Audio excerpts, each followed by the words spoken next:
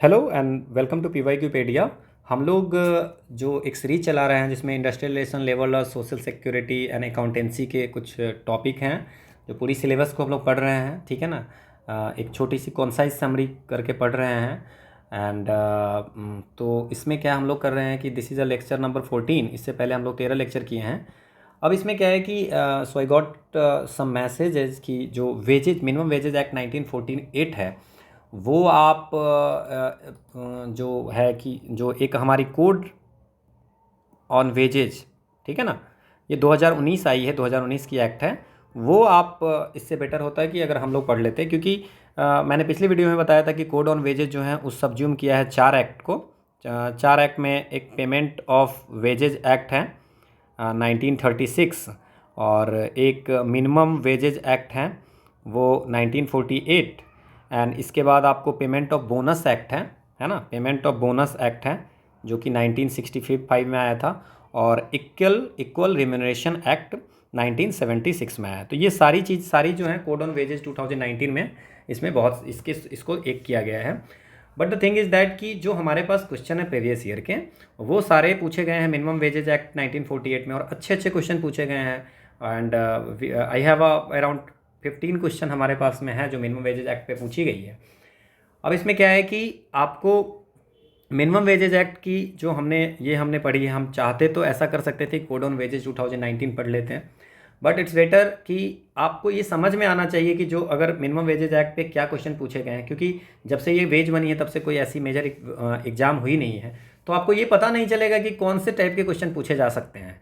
तो अगर हम लोग ये पढ़ लेते हैं मिनिमम वेजेज एक्ट को, देखिए बहुत सारी प्रोविज़न तो ऐसी है नहीं जो बहुत सारी चेंज हो गई है, ठीक है ना, बट उसको एक जगह किया गया है, तो थोड़ी बहुत चेंज है, वो हम लोग कोड ऑन वेजेज 2019 पढ़ेंगे ही, ठीक है ना। तो वहाँ पे हम इसको एक करेंगे ही करेंगे। तब तक अगर आपके पास में अगर 10 to 15 मिनट आप दे रहे हो इस वीडियो को देखने में, और 15 मिनट अगर आप 1.5 से 2 देख लेते हो, तो वो आपको ये पता एटलीस्ट चल जाएगा कि आप कौन सी चीज़ इंपॉर्टेंट है। आपको जो कोड ऑन वेजेज इतनी बड़ी एक्ट है उसमें कौन सी चीज़ इंपॉर्टेंट है और कौन सी चीज़ नहीं पढ़ना है, मतलब किस टाइप के क्वेश्चन पूछे जाते हैं, ये एक आइडिया लग जाएगा। अगर हम ये क्वेश्चन नहीं करते हैं और एक फर्जी सा क्वेश्चन बनाते हैं न्यू वेज कोड पे, तो आपको ये समझ नहीं आएगा कि ये क्वेश्चन सब वैलिड भी है कि नहीं है। अगर ये आप पढ़ लेते हैं फिर मैं अगर क्वेश्चन बनाऊंगा उस पर, तो आपको पता चलेगा अच्छा इस टाइप के क्वेश्चन पूछे जाते थे, इसलिए इस टाइप के क्वेश्चन फ्रेम किए गए हैं। सो जस्ट आप 10-15 मिनट का टाइम दे करके आप इसको देख सकते हैं। बहुत अच्छे अच्छे क्वेश्चन पूछे गए हैं और सब एग्जाम में पूछे गए हैं, इन्फोर्समेंट ऑफिसर की हो या असिस्टेंट प्रोविडेंट फंड कमिश्नर की, और भी कुछ एग्जाम जो यूपीएससी लेती है उसमें भी पूछे गए हैं। इसकी पीडीएफ हमने टेलीग्राम चैनल पर दे दी है, तो आप वहाँ पर जा करके उसको देख सकते हैं। जो आपको पीडीएफ दी हुई है उसमें पूरी एक्सप्लेनेशन भी दी गई है, तो आप वहाँ देख सकते हैं, और फिर उसमें जो आपको समझना है वहाँ पे भी आप उसके लिए वीडियो देख सकते हैं, ठीक है। So let's start the lecture number 14, और इन नेक्स्ट वीडियो हम लोग जो करेंगे वो पेमेंट ऑफ ग्रेजुएटी एक्ट 1972 करेंगे, ठीक है। सो पहला क्वेश्चन जो है जो एपीएफसी के एग्जाम 2012 में पूछे गए थे। अब एपीएफसी में 2012 में क्या पूछे गए थे, पूछा गया था कि the main objective of the minimum wages act 1948 is to safeguard the interest of the worker engaged in. किस तरह के वर्कर के लिए ये बनाया गया था, तो हमने बताया था कि टू प्रोवाइड ये मिनिमम वेज किसके, शेड्यूल एम्प्लॉयमेंट के लिए। और शेड्यूल एम्प्लॉयमेंट का मतलब क्या होता है, वो एम्प्लॉयमेंट जो हमारे इस एक्ट के शेड्यूल 1 और 2 में लिखा हुआ है। नाउ उसमें किस तरह के सेक्टर के बारे में लिखे हुए हैं, डेफिनेटली अनऑर्गेनाइज सेक्टर के बारे में लिखा हुआ है, ये हमने बताया था। So this is the explanation. अगला क्वेश्चन है, देखिए 2016 के एग्जाम में पूछा गया था इन्फोर्समेंट ऑफिसर के कि who among the following can be appointed as the chairman of the central advisory board constituted by the central government under the minimum wages act 1948 के तहत जो सेंट्रल एडवाइजरी बोर्ड गठन किया जाएगा उसके चेयरमैन कौन होंगे। तो हमने पढ़ा था कि जो सेंट्रल सेक्शन 8 कहता है, मिनिमम वेजेज एक्ट का सेक्शन 8 कहता है कि सेंट्रल एडवाइजरी बोर्ड जो होगा वो उसमें कितने लोग होंगे, nominated by the central government. और सेंट्रल गवर्नमेंट में क्या होंगे, कुछ लोग एम्प्लॉई के होंगे, ठीक है, और कुछ लोग एम्प्लॉयर के होंगे, लेकिन इसमें कुछ लोग इंडिपेंडेंट भी होंगे, इंडिपेंडेंट। लेकिन याद रखना है इंडिपेंडेंट की संख्या जो टोटल मेंबर होंगे उसके 1/3 से ज़्यादा नहीं होंगे। मतलब अगर हमारा 9 मेंबर है, ठीक है ना, तो 3 मेंबर से ज़्यादा इंडिपेंडेंट नहीं होंगे, और एम्प्लॉई और एम्प्लॉयर के नंबर दोनों सेम होंगे। इसका मतलब अगर 9 है तो 3 एम्प्लॉई, 3 एम्प्लॉयर और 3 इंडिपेंडेंट हो सकते हैं। मतलब बाई थर्ड से ज़्यादा नहीं हो सकता है, आप 2 रख सकते हो इंडिपेंडेंट, बट 1/3 से ज़्यादा नहीं हो सकता है, ठीक है। और हमसे क्या पूछ रहा है, under the one of the, अच्छा इसके बाद इसमें पूछ रहा है कि उसके चेयरमैन कौन होंगे, ठीक है ना। तो उसी जितने इंडिपेंडेंट मेंबर होंगे उसी इंडिपेंडेंट पर्सन में से एक पर्सन को उसका चेयरमैन बनाया जाएगा। So one of the independent members of the board is the chairman. Clear? यह हमारा सेक्शन 8 में दिया हुआ है। This is the explanation. अगला क्वेश्चन है, देखो 2021 में ये पूछा हुआ है, ठीक है। Minimum code on wages will act कब आई थी? 2019 में, 19 में थी। अब ये 2021 में ये क्वेश्चन पूछा गया है कि what is the maximum period in which the appropriate government shall review and revise the minimum rate of wages under the minimum wages act 1948। 1948 में सेक्शन 3 कहता है कि अप्रोप्रिएट गवर्नमेंट जो होगा वो मिनिमम रेट ऑफ वेज जो employ को दिए जाएंगे, किस एम्प्लॉय को? उस एम्प्लॉय को जिसकी एम्प्लॉयमेंट के बारे में शेड्यूल पार्ट 1 और पार्ट 2 ऑफ द शेड्यूल में लिखा हुआ है, और इसकी जो रिव्यू होगी या रिवाइज होगी वो जब चाहे तो कर सकते हैं, 1 साल पे, 2 साल के, 3 साल पे, 4 साल पे, कितने दिन पे चाहे तो वो कर सकता है, लेकिन वो जो इंटरवल होगी वो 5 साल से ज़्यादा नहीं होगा, ठीक है। So this question is asked in 2021। Clear? तो आपको मिनिमम वेजेज एक्ट पढ़ना एकदम ही जरूरी था। क्लियर? अब क्या है अगला क्वेश्चन, ये एक्सप्लेनेशन है आपको, 5 साल से ज़्यादा में नहीं, आप 1 साल में रिवाइज कर सकते हैं, 2 साल में, 5 साल से ज़्यादा नहीं। अगला क्वेश्चन जो पूछा गया था वो ALC exam, assistant labour commissioner के एग्जाम 2014 में पूछा गया था, एंड ये भी एग्जाम UPSC लेती है, ठीक है। तो उसमें क्या पूछा गया था कि under the provision of the minimum wages act 1948 which one of the following is a component of wage, इसमें से वेज का कंपोनेंट कौन है, ठीक है। तो इसमें डेफिनेशन में दिया हुआ है कि वेज का मतलब हमने बताया था कि जो हाउस एकोमोडेशन की वैल्यू होगी वो वेज में नहीं होगी। क्लियर? लेकिन हाउस रेंट अलाउंस जो वेज में होगी, अगर वेज में हाउस रेंट के लिए कुछ अलाउंस दे रहे हैं, जैसे आप अगर जॉब होगी तो आपको क्या मिलेगा, आपको बेसिक मिलती है and basic plus daily allowance मिलती है, और हाउस रेंट अलाउंस मिलती है, तो हाउस रेंट अलाउंस जो होगा वो वेज में कंसीडर किया जाता है, ठीक है। हाउस एकोमोडेशन को वेज में नहीं किया जा सकता है। ट्रैवलिंग अलाउंस अगर आपको कुछ मिल रहा है तो उसको वेज में नहीं कैलकुलेट किया जाएगा, जैसे आपको कोई ऐसा वर्क है जिसमें जाना है, अगर मेडिकल कुछ attendance, value of medical attendance, वो भी नहीं किया जाएगा। So house rent allowance is the included in the wages, ठीक है। ये एक्सप्लेनेशन पूरा दिया हुआ है।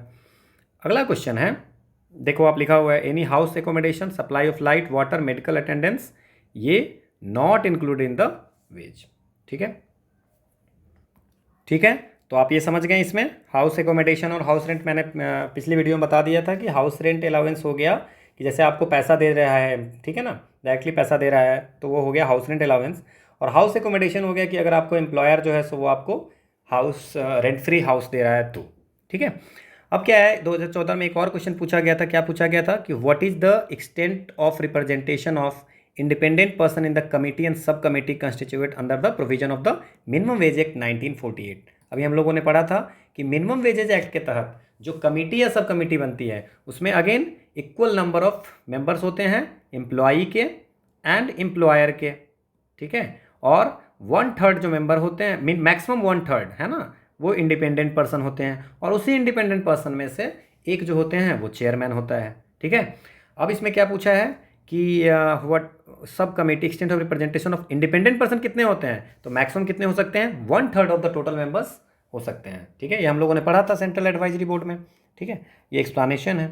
अगला क्वेश्चन है, under the provision of the minimum wages act 1948 which one of the following bodies appointed by the appropriate government for the purpose of coordinating the works of the committee and sub committee and for advising the appropriate government in matter of fixing and revising minimum wage. हमने पढ़ा है कि appropriate government जो है so appoint करती है एक advisory body को, वो एडवाइज करता है ना, वो कोऑर्डिनेट करता है, जो कमेटी जो छोटी छोटी बनी होती है सब कमेटी, वो उसको कोऑर्डिनेट, उसके वर्क को कोऑर्डिनेट करते हैं और फिर एडवाइज करते हैं अप्रोप्रिएट गवर्नमेंट को। तो ये हम लोगों ने पढ़ी थी और ये हमारा एक्सप्लेनेशन है।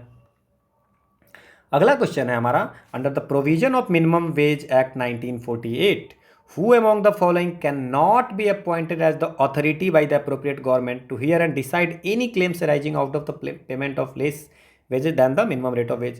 एक गवर्नमेंट एक अप्रोप्रिएट गवर्नमेंट को एक ऑथोरिटी बनानी थी, वो ऑथोरिटी क्या कर रहा था, जो अगर वेज जो मेन हमने मिनिमम वेज फिक्स किए हैं उससे कम पैसे मिल रही है तो उसकी चीज़ों को सुनता था, उसकी कंप्लेन को, तो वो कौन हो सकता। तो हमने पढ़ा था कि कौन कौन हो सकते हैं, कमिश्नर फॉर जो वर्कर्स कंपनसेशन है वो हो सकते हैं, ठीक है ना। हम लोग कहे थे कि कमीशन फॉर वर्कर कंपनसेशन हो सकता है, ठीक है। इसके बाद हमने कहा था कि किसी भी labour commissioner for any reason हो सकते हैं, ये भी हमने कहा था।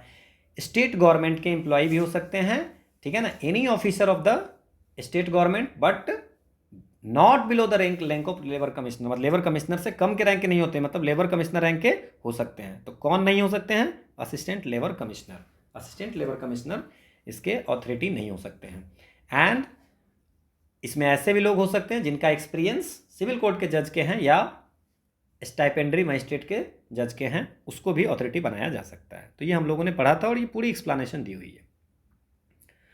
अगला क्वेश्चन है मिनिमम वेजेज, 2017 के एग्जाम में पूछी गई थी। Minimum wages fix under the minimum wages act 1940 is determined. अब इसमें क्या है, कैसे डिटरमाइन किया जाती है? So by considering the capacity of employer to pay, employ कितना पे कर सकता है उसकी बेस पे, ठीक है। दूसरा irrespective of the capacity of the employer to pay, employer, इससे कोई मतलब नहीं है कि एम्प्लॉयर कितना पे सकता है या उसकी क्या कैपेसिटी है देने की। By keeping in view the wages being paid by the flourishing concern of industry in the, उस एरिया में लोग कितने पे करते हैं उसके according. By keeping in view the wage being paid by the struggling concern of the industry, जो struggle कर रहे हैं वो कितना दे रहे हैं उसके अकॉर्डिंग नहीं। इससे कोई मतलब नहीं है कि किसकी कैपेसिटी क्या है। मिनिमम वेज जो है वो अप्रोप्रिएट गवर्नमेंट से फिक्स करती है, उसमें आपको बेसिक रेट, स्पेशल अलाउंस, ये सब चीज़ें होती हैं, ठीक है। तो इसमें irrespective of the capacity of the employer, employer की क्या कैपेसिटी है उससे कोई मतलब नहीं है। बेसिक वेज जो फिक्स करेगी गवर्नमेंट वो, उसको इनसे कोई लेना देना नहीं है, ठीक है ना। तो आंसर क्या हो जाएगा? Irrespective of the capacity of the employer to pay. ये आपका एक्सप्लेनेशन है। अगला क्वेश्चन है the minimum wages act 1948 was enacted for the purpose of fixing. किस लिए इनेक्ट हुए थे? ये एक्ट क्यों आया था? ठीक है, सो ये एक्ट आया था कि to minimum rate of wages in schedule employment. हमने बताया था कि शेड्यूल एम्प्लॉयमेंट क्या होता है, कि जो इस एक्ट की जो शेड्यूल है उस शेड्यूल के पार्ट 1 पार्ट 2 में कुछ एम्प्लॉयमेंट लिखी हुई है कि ये चीज़, ये चीज़ जो है वो इसमें आएंगे, उसमें जो भी हैं वो अनऑर्गेनाइज सेक्टर के एम्प्लॉयमेंट्स लिखी हुई है। क्लियर? ये आपको एक्सप्लेनेशन है।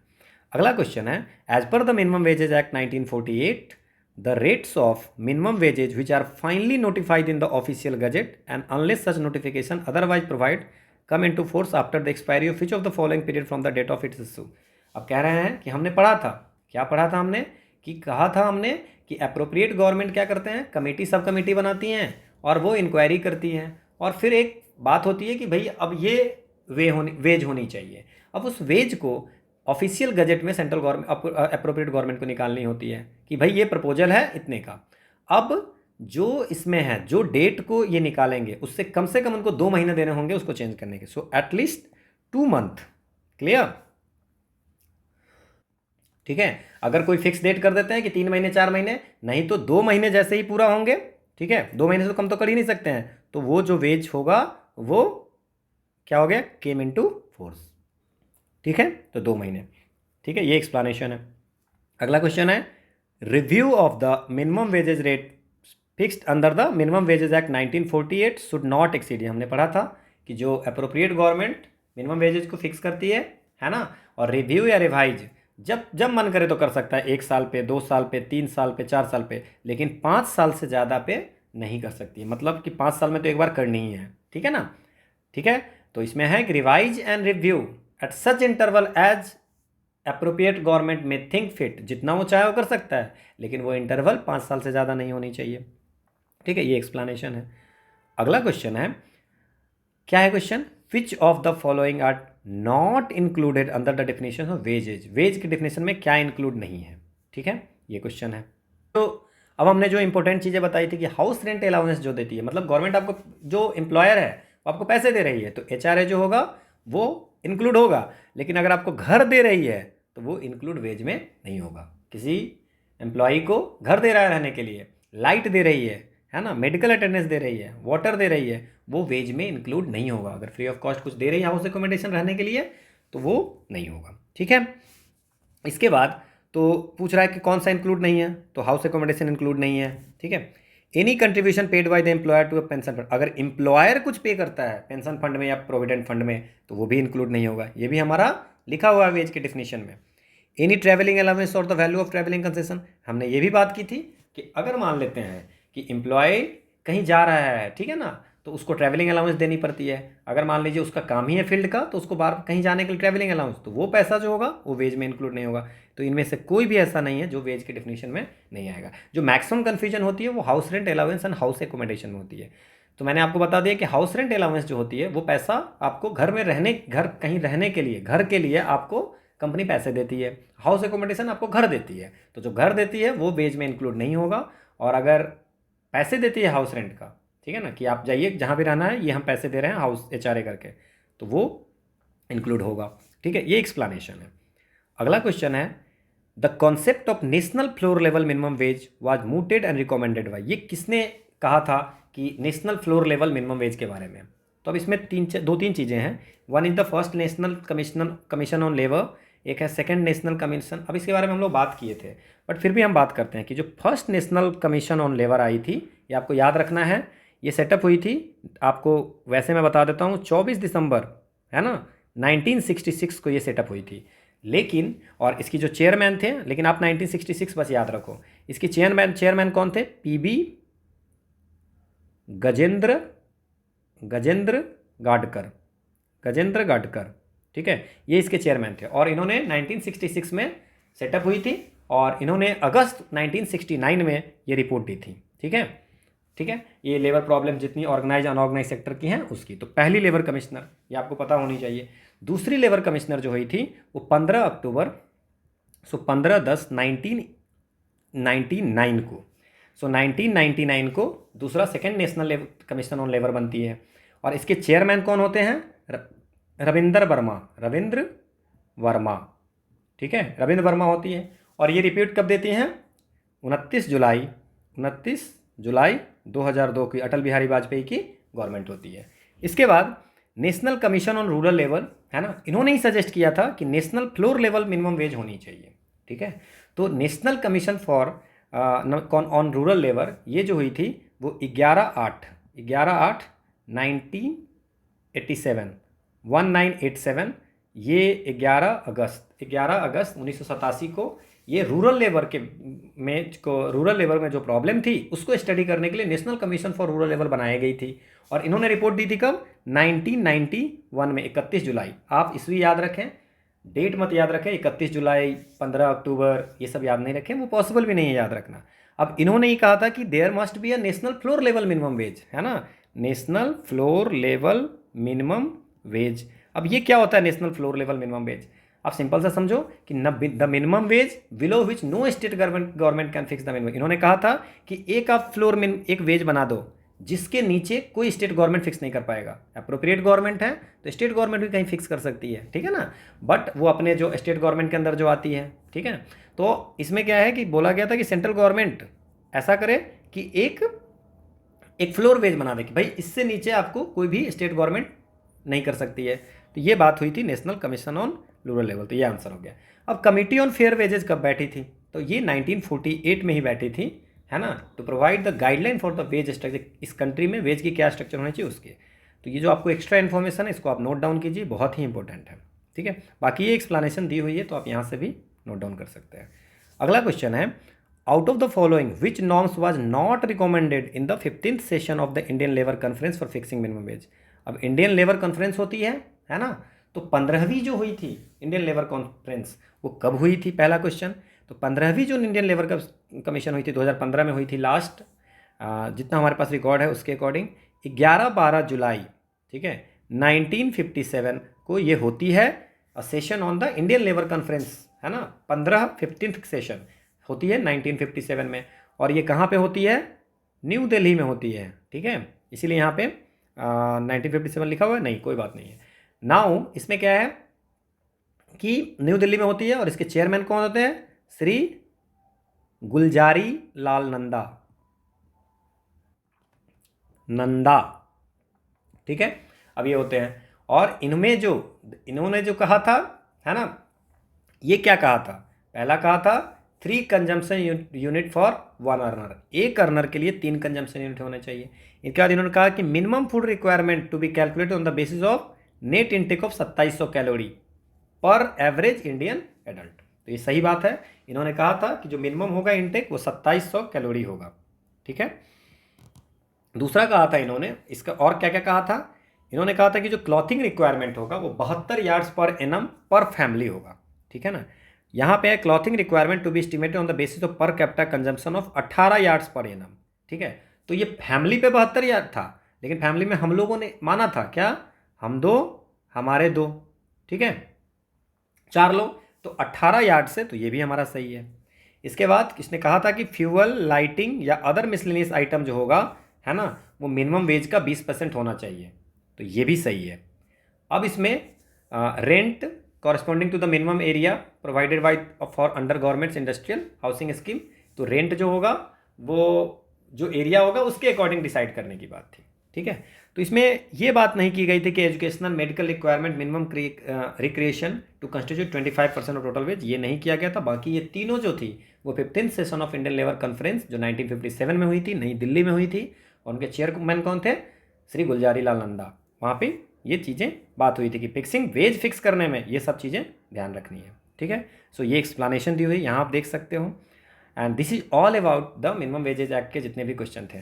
तो हम लोगों ने 13-14 क्वेश्चन हम लोगों ने मिनिमम वेज एक्ट के किए हैं, तो हमें ये पता चल गया कि किस टाइप के क्वेश्चन होते हैं। इसकी पीडीएफ हमने पहले ही अपलोड की है, हर सेशन से पहले हम पीडीएफ अपलोड कर देते हैं सो डैट कि आपको पता हो कि ये सेशन होने वाली है और आप पीडीएफ पहले पढ़ के आ सकते हैं, जिससे कि आपको वीडियो देखने में टाइम की सेविंग होगी, ठीक है। The next video we are going to study about the lecture, कितने होंगे हमारी 16 लेक्चर, 13, 14 ऐसा 15 लेक्चर होंगे हमारी। तो 15वीं लेक्चर में हम लोग क्या पढ़ने वाले हैं, 15th लेक्चर में हम लोग पढ़ने जा रहे हैं पेमेंट ऑफ ग्रेजुटी एक्ट 1972, ठीक है। Okay, so thanks for watching.